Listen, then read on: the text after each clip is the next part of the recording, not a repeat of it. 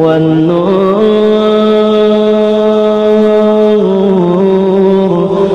يهوي الحائرين ضياؤه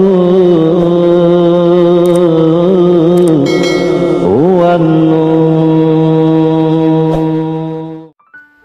أعوذ بالله من الشيطان الرجيم. بسم الله الرحمن الرحيم. Assalamualaikum warahmatullahi wabarakatuh.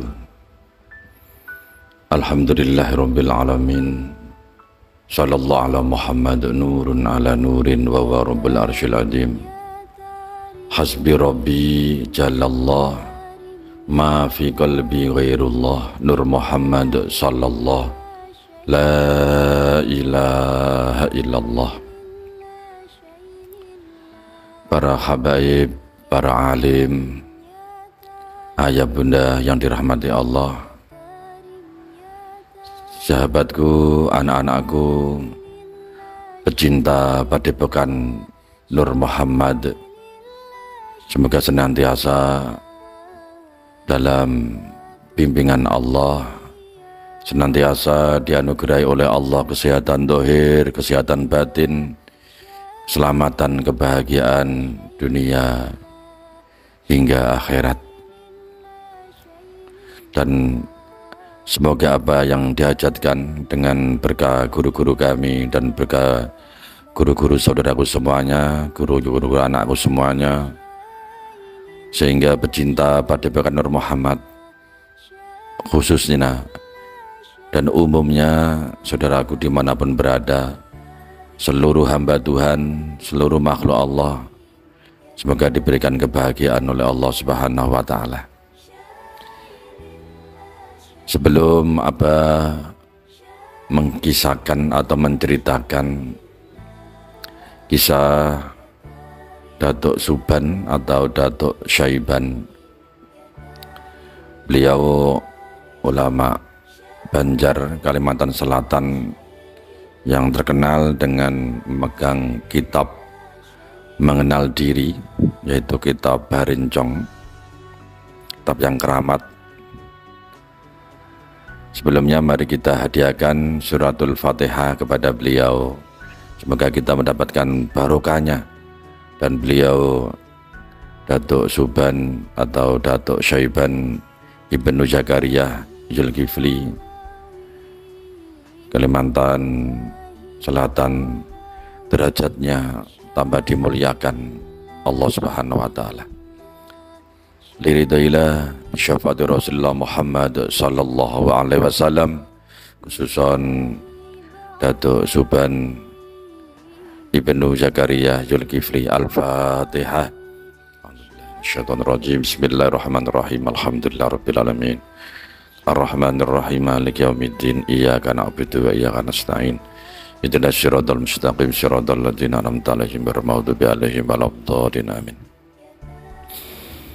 Anakku yang Abah sayangi dan yang disayangi Allah,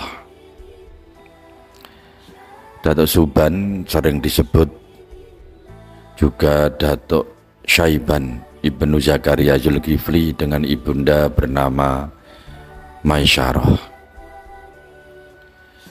Beliau hidup di Kampung Muning, Tatakan, Kabupaten Tapin, Rantau, Kalimantan Selatan. Di beliau ini asli dari Kampung Muning, Tatakan, Kabupaten Tapin, Rantau, Kalimantan Selatan. Alhamdulillah, Abah juga belajar di Kalimantan Selatan. Beliau semasa hidupnya mempunyai martabat tinggi dan mulia, peramah dan paling disegani, yang patut diteladani oleh kita sebagai penerus dan pewaris yang hidup di abad modern ini atau termasuk hidup di akhir zaman ini. Anakku yang Abah sayangi dan yang disayangi Allah, Datuk Suban adalah guru dari semua datuk orang Muning.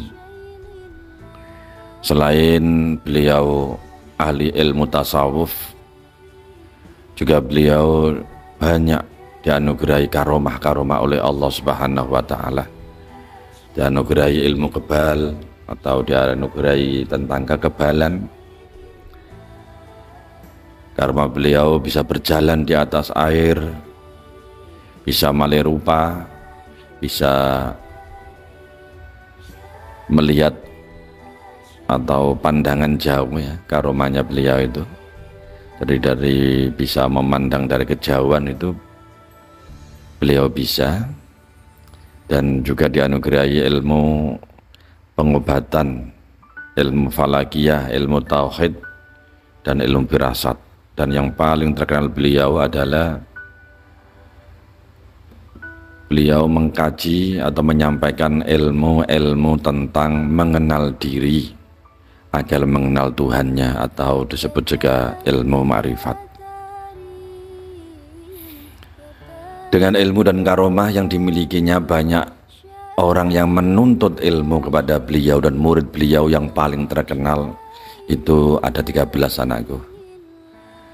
Dan di antara 13 itu yaitu Datuk Sanggul atau Syekh Abdus Somad Palembangi. Mungkin anak-anakku juga pernah mendengar tentang Datuk Sanggul atau Syekh Abdus Somad Al Palembangi. Bukan Ustadz Uwas itu, bukan ya, bukan Ustadz Abdus Somad yang terkenal di YouTube itu, bukan itu ya. Ayah bunda, anak-anakku sekalian yang abah sayangi, yang disayangi Allah, di antara ilmu-ilmu yang selalu diajarkan dalam setiap kesempatan beliau selalu mengajarkan ilmu mengenal diri atau ilmu ma'rifat dengan thariqah musyahadah Nur Muhammad. Hal ini tidaklah mengherankan, karena sebelum Datuk Suban mengajarkan ajaran ma'rifat melalui thariqah Nur Muhammad, seorang ulama Banjar yaitu Syekh Ahmad Samsuddin Al-Banjari telah menulis asal kejadian Nur Muhammad itu, yang naskahnya ditemukan oleh seorang orientalis bangsa Belanda. Anakku, Datuk Suban dikenal sebagai wali Allah. Beliau ini terkenal dengan aulia Allah atau wali Allah. Beliau memiliki karomah kasaf, yaitu terbukanya tabir rahasia bagi beliau, sehingga dapat mengetahui sampai di mana kemampuan murid-muridnya. Tentunya semua itu atas izin dan ridhonya Allah Subhanahu wa Ta'ala.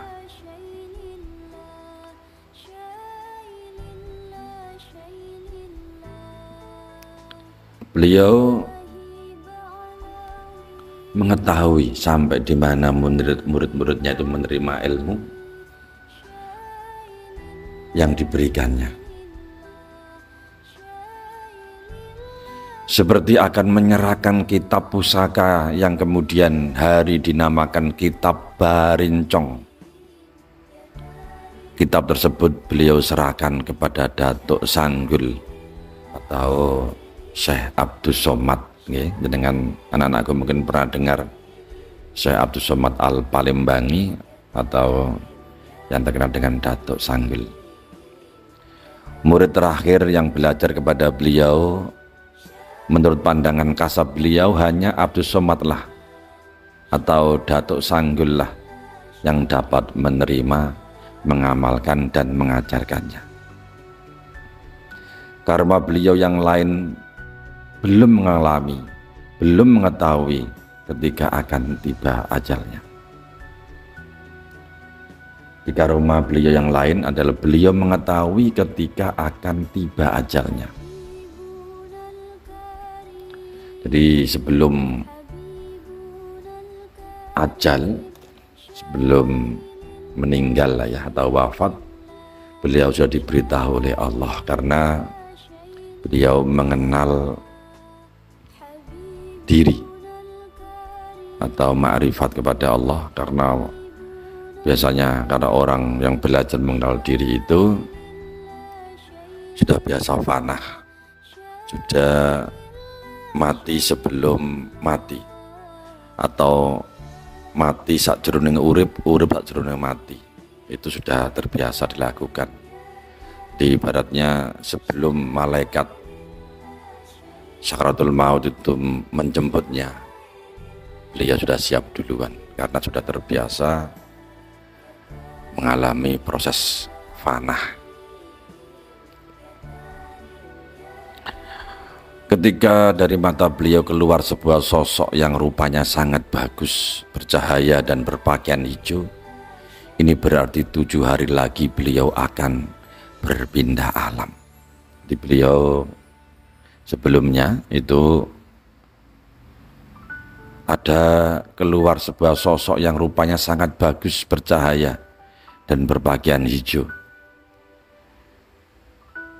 Berarti 7 hari lagi beliau akan dipanggil oleh Allah atau berpindah alam. Sebenarnya orang wali Allah itu bukan wafat ya, tapi berpindah alam. Alam yang lebih damai, alam yang lebih tenang, alam yang lebih bahagia. 4 hari kemudian dari tubuh Datuk Suban keluar lagi cahaya berwarna putih, amat cemerlang. Besarnya sama dengan tubuh beliau dan berbau harum sumerbak. Ini berarti 3 hari lagi beliau akan meninggalkan dunia fana ini. Oleh karena itu beliau segera mengumpulkan semua santri-santri beliau. Setelah semua santri beliau atau murid beliau berkumpul, beliau berkata, "Wahai anak-anakku, santri-santriku yang Abah sayangi, Abah cintai, kalian jangan terkejut dengan panggilan mendadak ini. Karena pertemuan kita hanya hari ini saja. Nanti malam sekitar jam 1 tengah malam, Abah akan meninggalkan dunia yang fana ini. Hal ini sudah ketentuan Allah telah berlaku. Anak-anakku, ini sudah tidak bisa ditunda-tunda lagi, karena ketentuan Allah telah berlaku.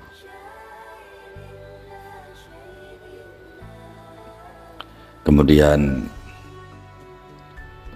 beliau membacakan firman Allah dalam surat An-Nahl ayat 61. A'udzubillahi minasyaitonirrajim. Bismillahirrahmanirrahim. Fa idza jaa ajaluhum la yasta'khiruna sa'atan wa la yastaqdimun. Apabila sudah tiba waktu yang ditentukan, maka tidak seorang pun yang dapat mengundurkannya, dan juga tidak ada yang dapat mendahulukannya. Mendengar ucapan beliau itu, semua santri membisu 1000 bahasa. Nah, santri-santri Abah, waktuku hampir tiba, kata Datuk Suban. Mari nak kita berzikir bersama-sama untuk menghantarkan kepergian Abah. Semua murid, semua santri yang dipimpin beliau serentak mengucapkan zikir hu Allah, hu Allah, hu Allah, hu Allah, hu Allah. Suasana hening,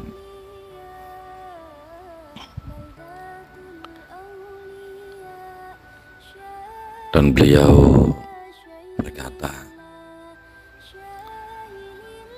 anak-anakku, santri-santriku, perhatikanlah, apabila Abah turun kurang lebih 40 hasta sampai pada batu berwarna merah sebelah dan hitam sebelah, dan Abah akan berdiri di sana. Maka pandanglah Abah dengan sebenar-benarnya, yang ada ini atau yang tiada nanti. Lihatlah Abah ada atau tiada.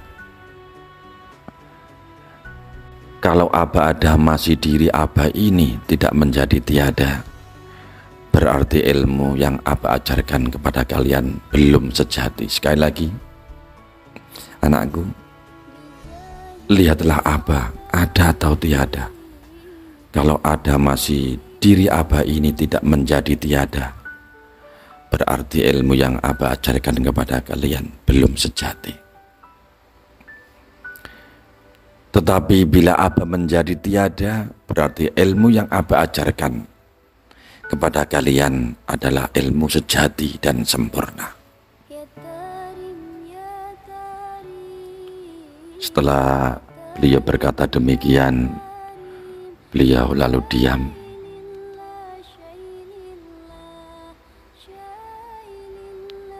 Kemudian badan Datuk Suban timbul asap putih,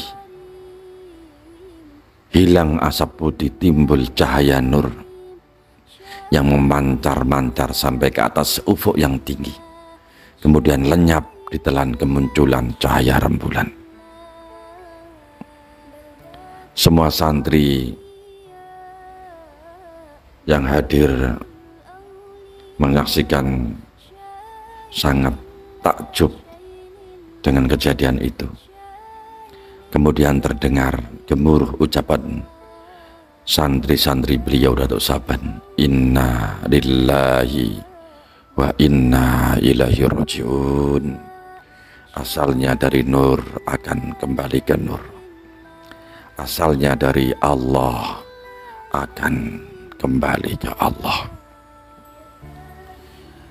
Anak-anakku yang Abah sayangi, demikian tadi kisah Datuk Suban atau Datuk Syaiban, guru dari Datuk Sanggul atau Syekh Abdul Somad Al-Palembangi, yang pertama kali pemegang kitab Barincong, yang sekarang kitab tersebut diserahkan kepada santri beliau, yaitu Syekh Abdul Somad Al-Palembangi. Beliau terkenal ulama sufi, beliau yang senantiasa mengajarkan ilmu mengenal diri, mengenal Tuhan, mengenal diri, mengenal ilahi. Semoga kisah yang singkat tadi bisa menambah keimanan kita, keyakinan kita bahwa kita tuh sangat perlu mengenal diri agar mengenal Tuhan. Tafakaru fi khalqi wa la tafakaru fi dzatillah. Kita merenungi, mentafakuri yang ada di dalam diri ini, jangan mentafakuri zatnya Allah. Mari kita kenal diri, mengenal diri, jangan biar tidak lupa diri. Dengan mengenal diri kita akan mengenal Tuhan kita. Man arafa nafsahu faqad arafa rabbahu. Dan alhamdulillah Abah sedikit banyak juga mempelajari atau memahami kitab Barincong yang diajarkan beliau Datuk Suban. Mudah-mudahan kita semuanya juga mendapat ridhonya Allah, berkahnya Rasulullah, berkahipun Datuk Suban wal auliya Allah, sehingga kita bisa mengenal diri dengan sebenar-benar diri, dan nantinya kita akan kembali dengan selamat, yang lahir dengan selamat dan pulang juga dengan selamat. Inna lillahi wa inna ilaihi rajiun. Mohon maaf apabila ada kesalahan, mohon maaf yang sedalam-dalamnya. Dan mudah-mudahan kita semuanya dalam naungan ridhonya Allah Subhanahu wa ta'ala. Ihdinas siratal mustaqim. Wassalamualaikum warahmatullahi wabarakatuh.